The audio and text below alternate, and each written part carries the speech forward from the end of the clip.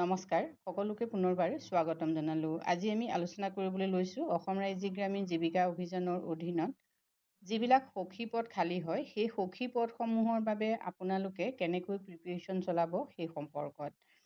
অসম ৰাজ্যিক গ্ৰামীণ জীৱিকা অভিযানৰ অধীনত যিহেতু বহুতো সখী পদৰ বাবে এতিয়াও আবেদন হৈ আছে আৰু বহুতো সখী পদৰ বাবে মহিলাসকলে ইতিমধ্যে প্ৰস্তুতি চলাই আছে। আজিকালি যিহেতু যিকোনো সখী পদ এটা যদি ওলায়, সেই পদটোৰ বাবে যথেষ্ট সংখ্যক মহিলাই আবেদন কৰে আৰু সেইটো বাবেই এই পৰীক্ষাবিলাক যথেষ্ট কঠিন হৈ গৈছে। প্ৰথম অৱস্থাত যেতিয়া ASRLMৰ অধীনত জীৱিকা সখী, কৃষি সখী বা পশু সখীৰ নিযুক্তি দিয়া হৈছিল, তেতিয়া কোনো ধৰণৰ ইণ্টাৰভিউ অনুষ্ঠিতই হোৱা নাছিল। যিসকল মহিলা অলপ সচেতন বা যিসকল মহিলাই এই কামখিনি কৰিব জানিছিল, তেওঁলোককে সাধাৰণতে এই পদবিলাক দিয়া হৈছিলে। এতিয়া কিন্তু তেনেকুৱা হৈ থকা নাই। বৰ্তমান যিহেতু বহুতো মহিলা শিক্ষিত বহুতো মহিলাও আত্মসহায়ক গোটৰ লগত জড়িত হৈ গৈছে আৰু মহিলাসকলৰ মাজত সাংঘাতিক ধৰণৰ প্ৰতিযোগিতা হয়। গতিকে প্ৰতিটো সখী পদৰ বাবে প্ৰায় 24-25ৰ পৰা 80গৰাকী মহিলালৈকে আবেদন কৰা আমি দেখিছোঁ। সেইবাবে আজিকালি ASRLMে যিকোনো সখী পদৰ বাবে যেতিয়া আবেদন গ্ৰহণ কৰে, তেতিয়া তেওঁলোকে লিখিত আৰু মৌখিক দুয়োটা পৰীক্ষাই অনুষ্ঠিত কৰিবলগীয়া হয়। যিহেতু কেণ্ডিডেট বহুত বেছি হয়, গতিকে কম্পিটিশ্যনো যথেষ্ট টাফ হয়। গতিকে মহিলাসকলে যদি ভাবি থাকে যে আমি HSGৰ বাবে যিকোনো সখী পদৰ বাবে আবেদন কৰিছোঁ, বহুত বেছি কষ্ট কৰিব নালাগে বা ইণ্টাৰভিউৰ বাবে আমি বিশেষ প্ৰিপেৰেশ্যন চলাব নালাগে, কথাটো কিন্তু তেনেকুৱা নহয়। CRP, EP বা বেংক সখীবিলাকৰ বাবে বা BCAৰ বাবে যিবিলাক ইণ্টাৰভিউ হয়, সেই ইণ্টাৰভিউখিনি আচলতে আজিকালি যথেষ্ট কঠিন হয়। আমাৰ ADREৰ এক্সামৰ যেনেকুৱা ধৰণৰ কুৱেশ্যন থাকে, MCQ, ঠিক তেনেকুৱা ধৰণৰ কুৱেশ্যন এই পৰীক্ষাবিলাকতো আজিকালি দিবলৈ লৈছে। গতিকে আপোনালোকে ফুল্লি প্ৰিপেৰেশ্যন চলাবই লাগিব। আৰু তাৰ লগতে বৰ্তমান অৱস্থাত অসম ৰাজ্যিক গ্ৰামীণ জীৱিকা অভিযানৰ অধীনত যিসকলে সখী হিচাপে কাম কৰি আছে, তেওঁলোকে যথেষ্ট ভাল এটা পাৰিতোষিকো লাভ কৰে। যিহেতু আপোনালোকে জানে যে জীৱিকা সখীৰ দৰে এটা পদৰ বাবে আজিকালি 10,000 টকাৰ ভিতৰত পাৰিতোষিক লাভ কৰে, তেনেকৈ 9,000, 7,000, 8,000 এনেকুৱা আজিকালি পাৰিতোষিক হয়। তাৰ লগত অন্যান্য কিছুমান ভাত্তাও তেওঁলোকে লাভ কৰিবলৈ সক্ষম হয়। ইয়াৰ উপৰিও চৰকাৰে যিবিলাক স্কিম আনিছে, সেই স্কিমবিলাকৰ অধীনত স্কুটি, লেপটপ এনেকুৱা ধৰণৰ বিভিন্ন সুবিধাও মাজে সময়ে লাভ কৰে। গতিকে এই পদসমূহৰ এতিয়া যথেষ্ট গুৰুত্ব আছে আৰু বহুতো মহিলাই এই পদসমূহত নিযুক্তি লাভ কৰি যথেষ্টখিনি কাম কৰি আছে। গতিকে এনেকুৱা ধৰণৰ এটা ইণ্টাৰভিউৰ বাবে আপোনালোকে কেনেকৈ প্ৰিপেৰেশ্যন চলাব? যদি আপুনি সখী পদ এটাৰ বাবে আবেদন কৰিছে, তেতিয়াহ'লে আপোনালোকে কি বিষয় চাই যাব লাগিব। প্ৰথমতে আহিব অবজেক্টিভ অফ NRLM, অৰ্থাৎ NRLMৰ উদ্দেশ্য। NRLM কেতিয়া আৰম্ভ হৈছিল, ভাৰতবৰ্ষলৈ কেতিয়া আহিছিল আৰু NRLMৰ মূল উদ্দেশ্যসমূহ কি, সেইখিনি আপোনালোকে চাব লাগিব। লগতে আহিব অবজেক্টিভছ অফ ASRLM, ASRLMৰ উদ্দেশ্যসমূহ কি।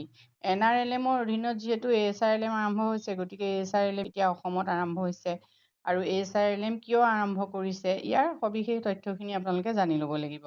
নেক্সট আহিলে basic knowledge of SHG, Biles, resolution writing, অৰ্থাৎ SHGৰ মৌলিক যিখিনি জ্ঞান সেইখিনি আপোনালোকৰ থাকিব লাগিব। SHG এটা কেনেকৈ আৰম্ভ কৰিব, SHG এটা আৰম্ভ কৰাৰ যিটো প্ৰচেছ, সেই প্ৰচেছটো সম্পৰ্কত আপোনালোকে জানিব লাগিব। বাই লবিলাক কি, তেনেকৈ প্ৰস্তাৱ লিখন, SHGটো আৰম্ভ কৰোঁতে আপোনালোকে কেনেকৈ প্ৰস্তাৱ লিখিব সেইখিনি। নেক্সট আপোনালোকে জানিব লাগিব what is SHG, explain its objectives, অৰ্থাৎ SHG মানে কি আৰু ইয়াৰ উদ্দেশ্যসমূহ কি। নেক্সট আহিলে SRF কি, RF কি, CIF কি, CC লোন কি, VRF কি, এতিয়া VRF কেতিয়া দিয়ে, RF কিমান পৰিমাণৰ হয়, CIF কিমান পৰিমাণৰ হয়, এই কথাখিনি আপোনালোকে জানিব লাগিব। এইবিলাকৰ ফুল ফৰ্মো আপোনালোকে জানিব লাগিব। নেক্সট আহিলে grading of SHG, VO and CLF, এতিয়া VOৰ গ্ৰেডিং কেনেকৈ কৰে, CLFৰ গ্ৰেডিং কেনেকৈ কৰে, ইয়াৰ গ্ৰেডিং কৰাৰ নিয়মসমূহ কি। নেক্সট আহিল book keeping of SHG, VO, CLF, এতিয়া CLF, SHG, VOৰ বুক কিপিং কেনেকৈ কৰিব।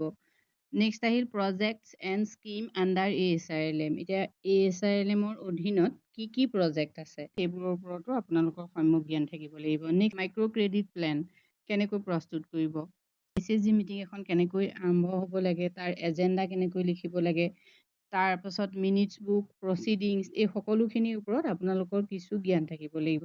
এইবিলাকৰ ওপৰত প্ৰশ্ন আহে আচলতে। নেক্সট আহিলে cash book and credit book, কেনেকৈ মেইনটেইন কৰিব, কেছ বুক আৰু ক্ৰেডিট বুক কেনেকৈ মেইনটেইন কৰিব, ASILM-ৰ প্ৰডাক্টক কি বুলি কয় আৰু সেই প্ৰডাক্টবিলাকৰ বাবে যি কি মেলা বহে সেই মেলা সম্পৰ্কত প্ৰশ্ন থাকিব পাৰে। তেনেকৈ DDU GKY দীনদয়াল উপাধ্যায় গ্ৰামীণ কৌশল যোজনাৰ ওপৰত আপোনালোকক প্ৰশ্ন সুধিব পাৰে বা ফুল ফৰ্ম সুধিব পাৰে। তেনেকৈ VOৰ চাব কমিটিবিলাক কি কি, CLFৰ চাব কমিটি কি কি, তেনেকৈ VPRP কেনেকৈ প্ৰস্তুত কৰিব লাগে, VPRP ফুল ফৰ্ম কি, PG গোটৰ সম্পৰ্কত আপোনালোকক প্ৰশ্ন সুধিব পাৰে। তেনেকৈ প্ৰধানমন্ত্ৰী জীৱন জ্যোতি বীমা যোজনাৰ মূল কথাখিনি আপোনালোকক সুধিব পাৰে। তেনেকৈ ফচল বীমা যোজনা আছে সেই সম্পৰ্কত সুধিব পাৰে। তেনেকৈ MGNREGA, এতিয়া MGNREGA যিহেতু ASILM-ৰ অধীনত MGNREGAত বহুতো মহিলাই কাম কৰি থাকে। এতিয়া MGNREGA বৰ্তমান যিহেতু নাই, MGNREGAৰ ঠাইত কি আঁচনি লোৱা হৈছে যিখনক কয় VBG ৰামজী এক্ট, সেই VBG ৰামজীৰ ওপৰত আপোনালোকক প্ৰশ্ন সুধিব পাৰে। ASILM-ৰ গোটেই কাৰ্যক্ৰমখিনি ডিজিটেলি যিটো সংযোগ কৰা যি ব্যৱস্থা, যিটো MIS-ৰ ওপৰত আপোনালোকক প্ৰশ্ন সুধিব পাৰে। লোকোচেপৰ সম্পৰ্কত আপোনালোকক প্ৰশ্ন সুধিব পাৰে। এনেকুৱা ধৰণৰ বিভিন্ন প্ৰশ্ন যিহেতু সখী পদবিলাকৰ বাবে সোধা হয়। ইয়াৰে প্ৰায়বোৰ পদৰ বাবে MCQ টাইপতো কুৱেশ্যন আহে আৰু কেতিয়াবা এই বিষয়বিলাকৰে যিকোনো এটা দীঘল টপিক দি সেইটোৰ ওপৰতো লিখিবলৈ দিয়া হয়। আগতে এনেকুৱা হৈছিলে যে কেছ বুক কেনেকৈ লিখে সেই সম্পৰ্কতো প্ৰশ্ন দিয়া হয়। যদি আপোনালোকে জীৱিকা সখী পদৰ বাবে আবেদন কৰিছে বা প্ৰস্তুতি চলাই আছে, তেতিয়াহ'লে উপৰোক্ত গোটেই বিষয়সমূহৰ ওপৰত আপোনাৰ সম্যক জ্ঞান থাকিবই লাগিব।